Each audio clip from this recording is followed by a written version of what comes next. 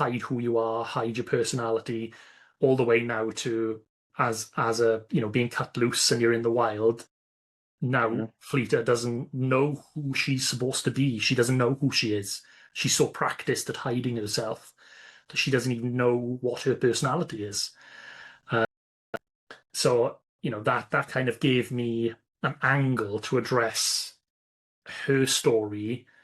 But then I still wanted to be able to have these other stories and have this moment where they all come back together at the end and have this big sort of final conflict. So I thought the first 3 books are going to address specific characters and specific concerns, and it's multi-perspective. So even though the Great Leap is Fleeta's story primarily, there are many chapters that are from the other protagonist's perspective as well. So over the course of the 3 books, you would really get to know these characters, and you get to kind of know what they're all like and who they are and why they make the decisions they make. And then that, in theory, when I come to write book 4 with the final conflict, will mean that I can take it in directions that the reader will understand, even if those directions are not necessarily something that the reader would do. Yeah. If a character makes a decision and that's not the decision that the reader would take, at least then they think, oh, I know that this character would do that in this situation because they've spent sufficient time with each character. But then I thought I can't have just separate stories, because that just it doesn't sound great. To just have like completely separate stories. So there are some interesting ways in which they interact with one another, the stories that kind of give you a little bit of oh yeah, I remember that. Oh yeah, I recall this, yeah. So I wanted to do something a little different, I suppose, as well. So I had a list of things that I wanted to address. I had a list of concerns that I wanted to get into, and I didn't want to do them a disservice by making them a throwaway character that has one, and I also didn't want to write for my first ever published book, I didn't want to write a 3,000-page epic. I needed some way to segment it, some way to allow people to really get to know these characters, but at the same time build towards where I'm taking the story.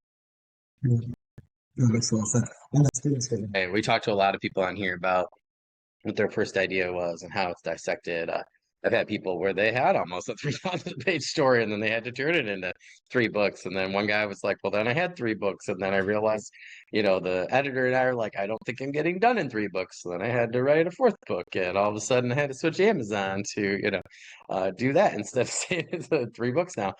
So I always think it's interesting. It's always nice when you can plan ahead, though, I think, right? And then, actually come to fruition with that plan. Got it.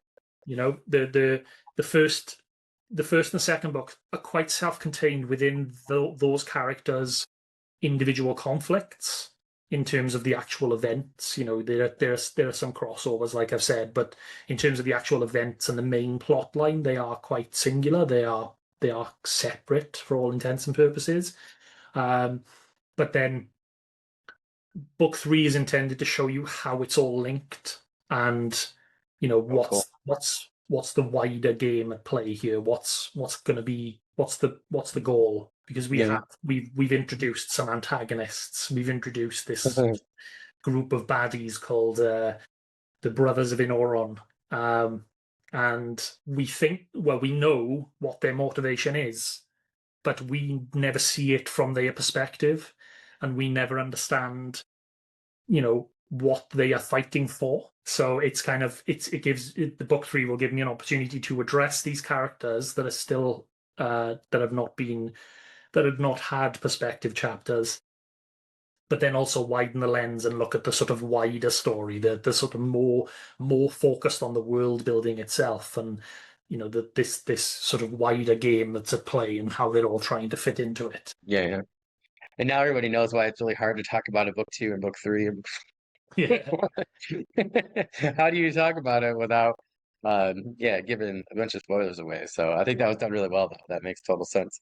And actually sounds super cool. So it's really neat. But yeah, that's a little short lesson on for everybody, right? I had somebody the other day, they're out here, they're like, how do I explain book 2 without giving away the ending of book 1?